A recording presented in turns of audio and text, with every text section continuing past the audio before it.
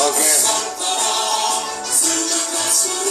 Assalamualaikum warahmatullahi wabarakatuh.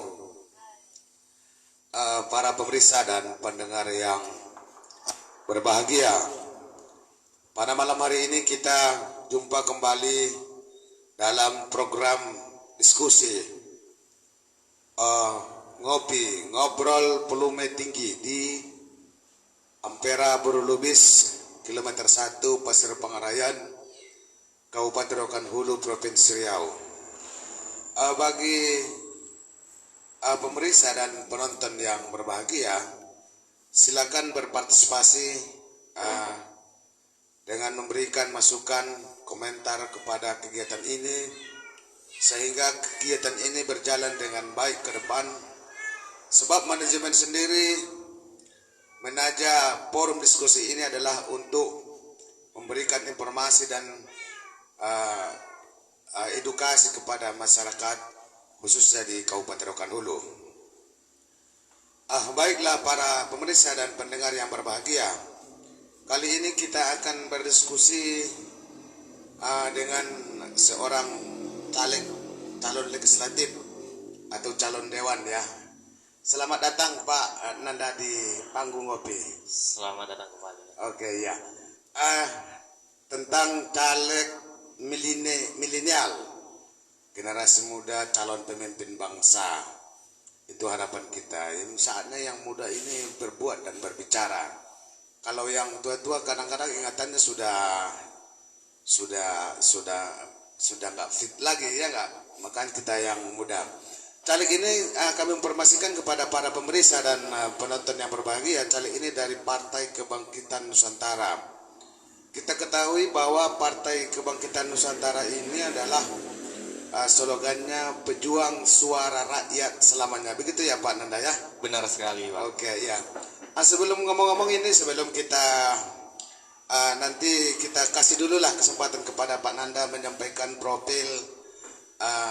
profilnya, pendidikan gitu, sejarah kenapa mau menjadi anggota dewan. Silakan Pak Nanda disampaikan dulu kepada penonton.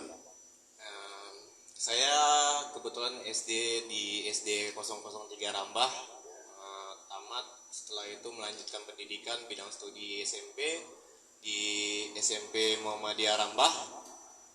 Dilanjutkan jenjang berikutnya di SMA Muhammadiyah Rambah. Di SMA Muhammadiyah Rambah saya ini banyak mendapat ilmu di dalam bidang organisasi. Jadi pemikiran itu yang diasah dari SMA, sehingga ketika saya duduk di bangku jenjang yang berikutnya, bangku kuliah, saya ngampus di Universitas Pasir Pangarayan. Jurusan teknik sipil, dan disitulah saya mengembangkan dari organisasi. Yang pertama saya di ranting Ikatan Pelajar Muhammadiyah, IPM di ranting.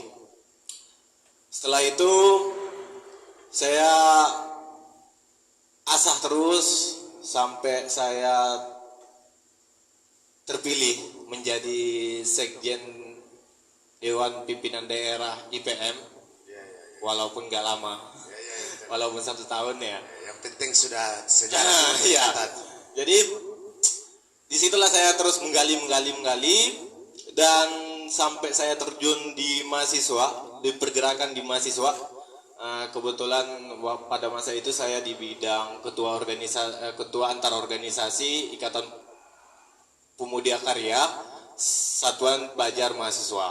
Nah, Luar di, biasa. di sini saya melihat polemik-polemik yang ada di masyarakat. Isu-isu yang di masyarakat ini bagaimana kebobrokan pemerintah. Ini dia. Kenapa sih dewan-dewan pada saat itu yang terpilih tidak bisa melakukan kinerja yang maksimal? Ini dia. Jadi timbullah rasa saya, oh bagaimana ya saya masuk di partai, bagaimana ya saya berpolitik ikut di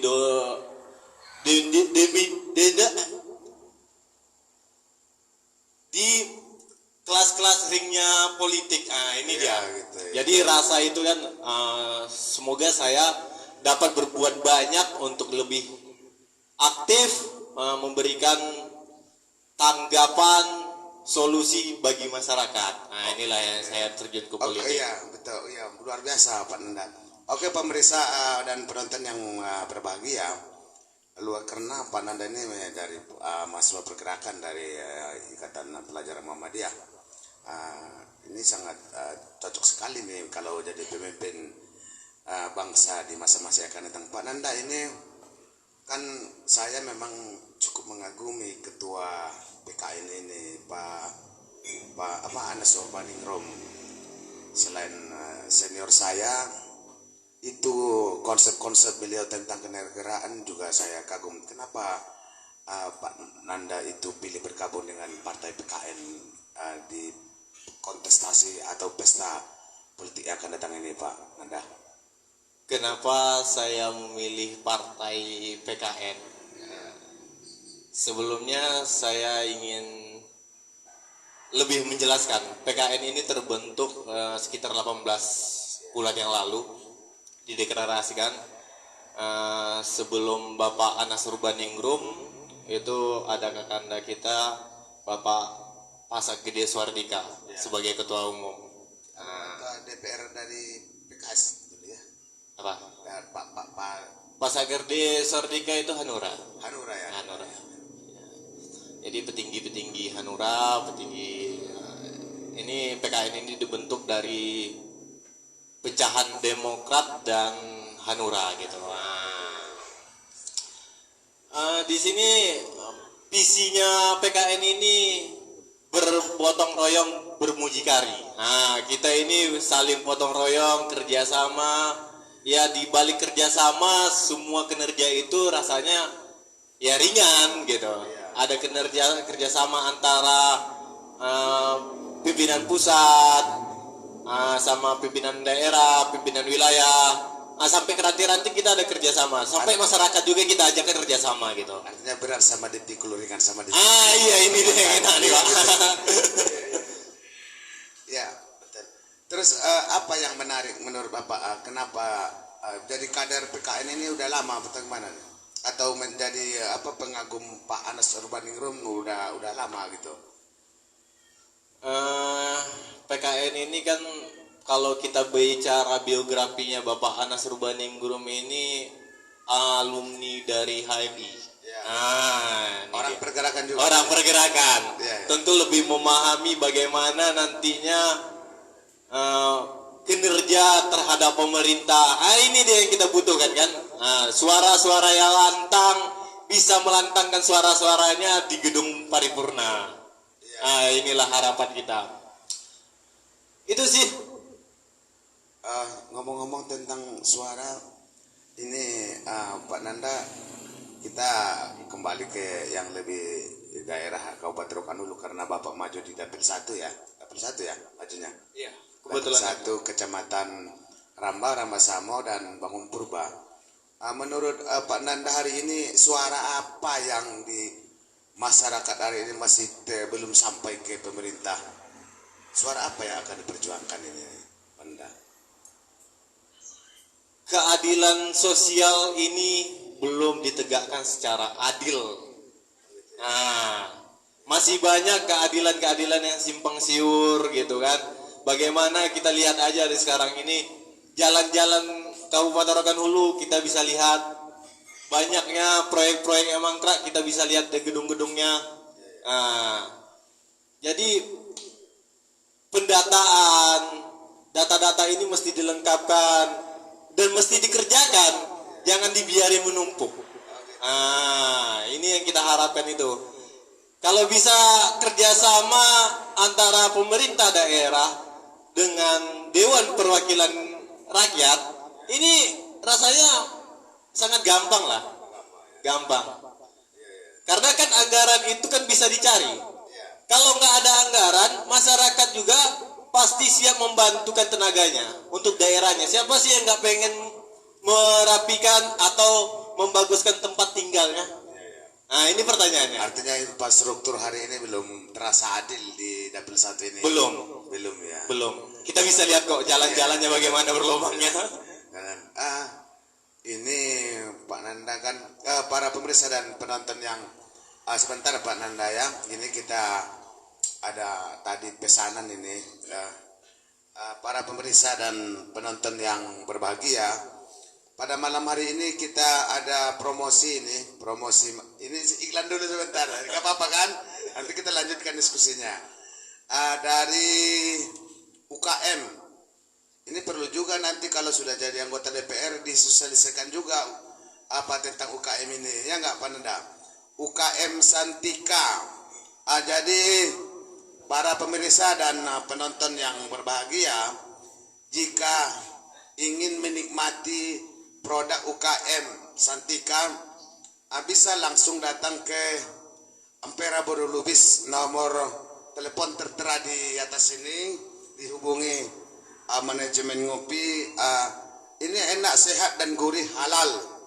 Ada kalau produk yang satu ini dari buah pare ini. Buah pare hanya dengan 10.000 kita sudah kenyang. Silakan para pemirsa dan penonton pesan, ada nomor HP di manajemen ngopi. Terima kasih. Kalau snack-snack ini biasanya milenial nih, Pak. Ya, milenial. Ya, milenial banget nih, Pak. Kalau snack-snack kayak gini kan sambil megang-megang scroll handphone ya kan. Ya. Ya, ini karya-karya karya UKM yang masih perlu kita, karena ini produk daerah Pak, produk Kabupaten Rokan Hulu langsung.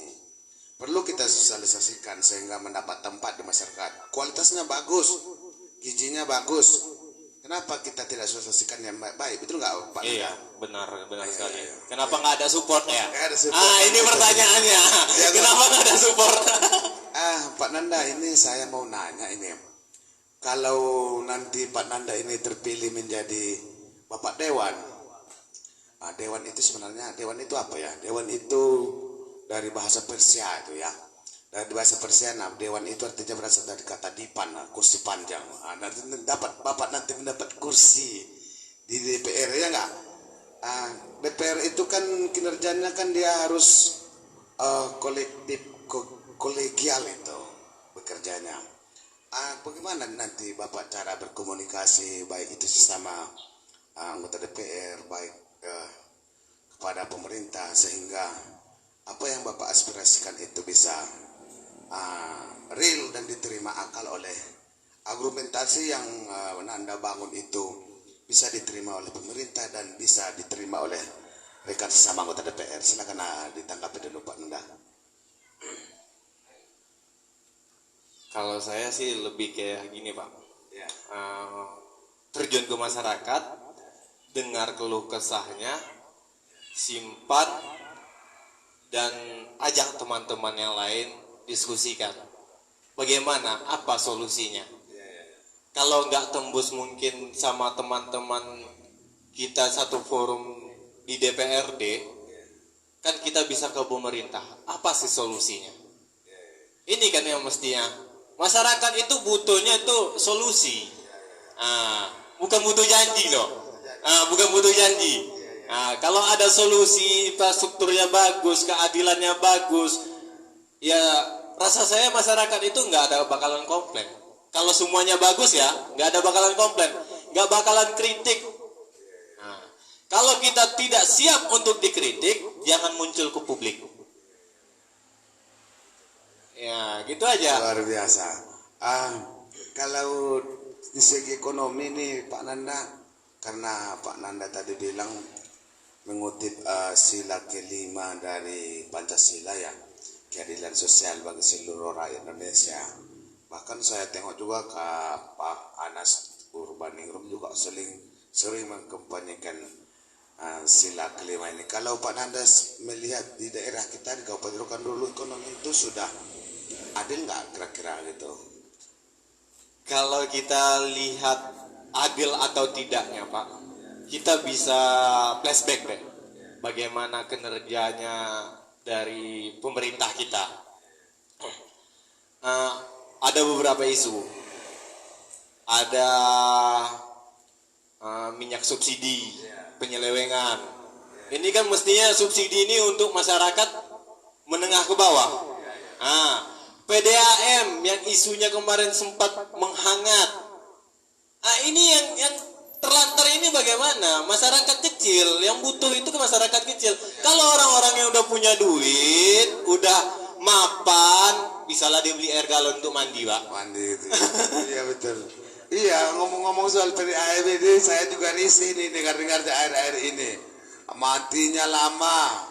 Itu BBM yang air-air ini viral di daerah kita ini.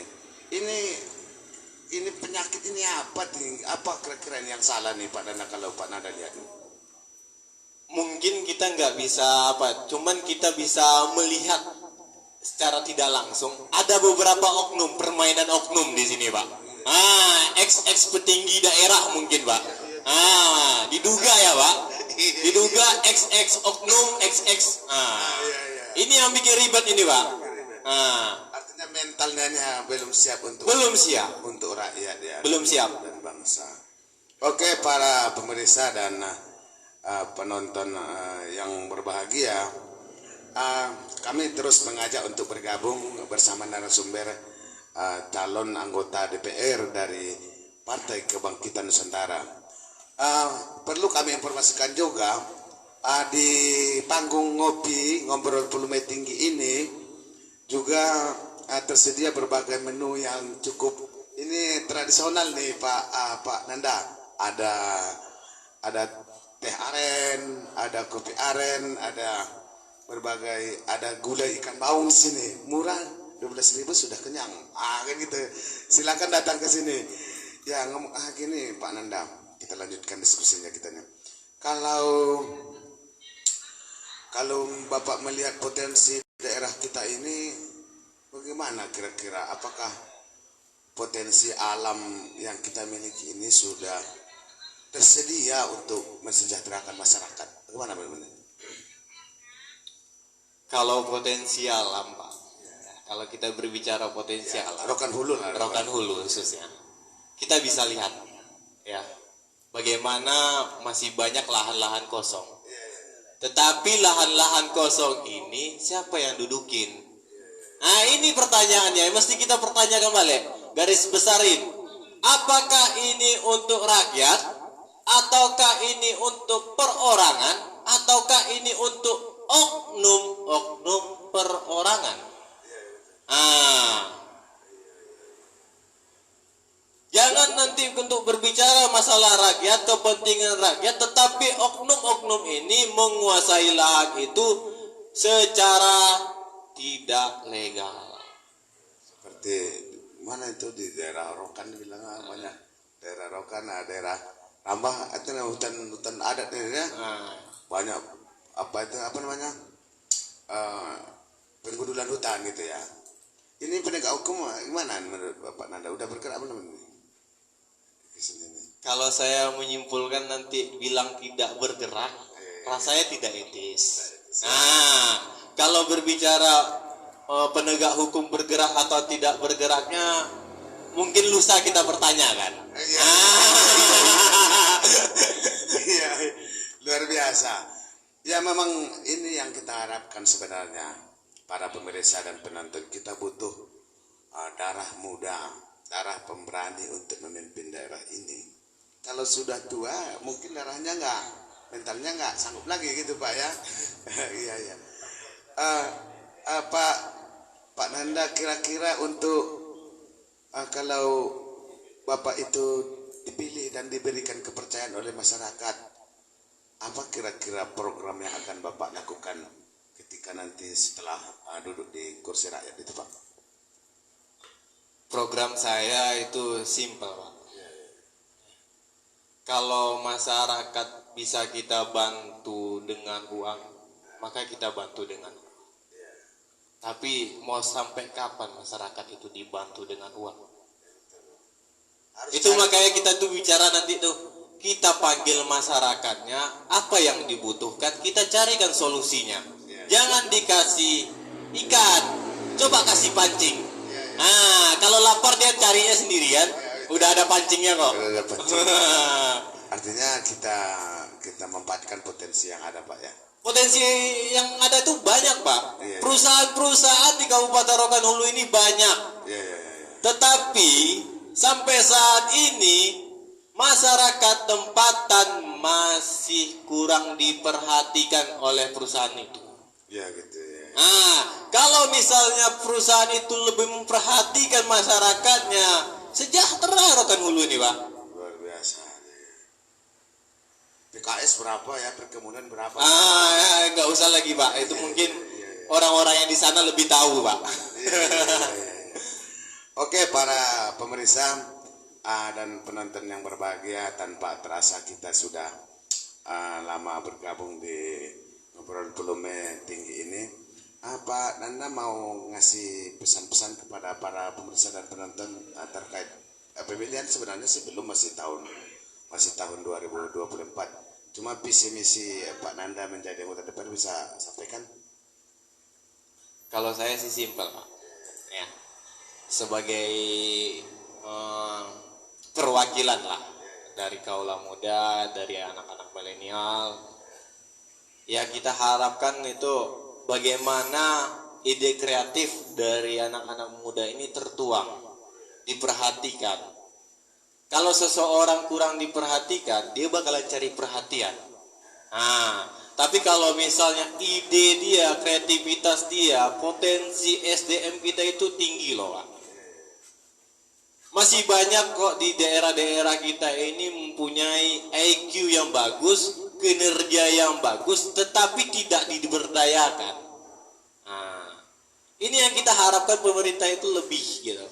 Jangan sampai kayak kita memberikan, kita fasilitasi dia, kita berikan dia beasiswa, tapi setelah dia jadi kita lupakan. Mestinya ini yang mahasiswa-mahasiswa, anak pelajar-pelajar seperti ini lebih diasah, diarahkan. Terus ditanya, apa yang akan kamu berikan? Apa yang kamu berikan setelah daerah memberikan fasilitas terhadap kamu? Apa yang kamu berikan untuk daerah? Kalau kita telah memberikan kewajiban kita kepada dia, maka kita boleh menuntut hak. Jangan kita tuntut hak dulu. Jadi kalau masyarakat itu wajar dia menuntut keadilan, menuntut kesejahteraan, menuntut seperti apa ingin dia fasilitasnya, wajar.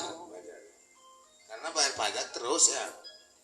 Bayar pajak mungkin tiap tahun kalau untuk kendaraan bermotor.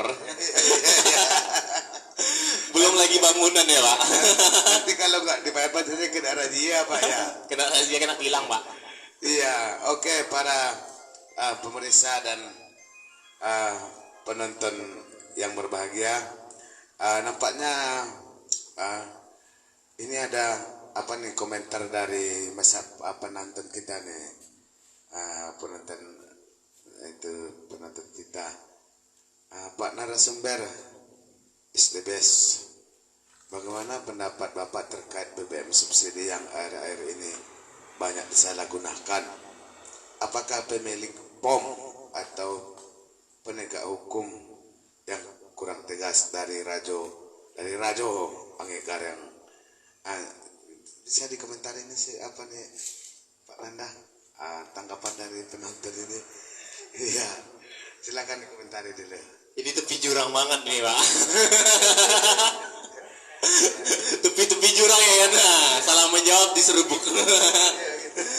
Jadi apakah pemilik POM atau penegak hukum yang kurang tegas? Sebenarnya ini kita bukan berbicara tentang pemilik atau penegak hukumnya yang kurang tegas, tetapi mungkin oknum petingginya. Oknum petingginya ini menyalahgunakan wewenang kekuasaan. Yang mana BBM subsidi ini mestinya itu diberikan kepada masyarakat menengah ke bawah, tetapi diperjualkan belikan kepada yang lebih gitu. Yang lebih gitu. Oh ya, oke. Terima kasih Pak Nanda atas tanggapannya. Para pemirsa dan penonton yang berbahagia, menjadi anggota DPR itu adalah impian kita, karena dengan setelah kita dipilih oleh rakyat akan ada pekerjaan-pekerjaan kita, baik itu nanti terhadap eksekutif maupun yudikatif, sehingga masyarakat mendapatkan keadilan sosial bagi seluruh rakyat Indonesia. Para pemirsa dan penonton baik yang live di media sosial maupun yang berada di panggung ngopi pada saat ini, sebenarnya menjadi memimpin itu adalah dari hati. Ketika kita memimpin dari hati, cuma setiap kamu itu adalah pemimpin, dan setiap pemimpin itu akan diminta tanggung jawabnya. Oke, kami dari manajemen ngobrol volume tinggi yang dipimpin oleh Haji Sarkawi, panelis saya sendiri Raja Paluta, host Adi Irwan Hudayana, manajer Ramdan Lubis dan kru Bustami Nasution.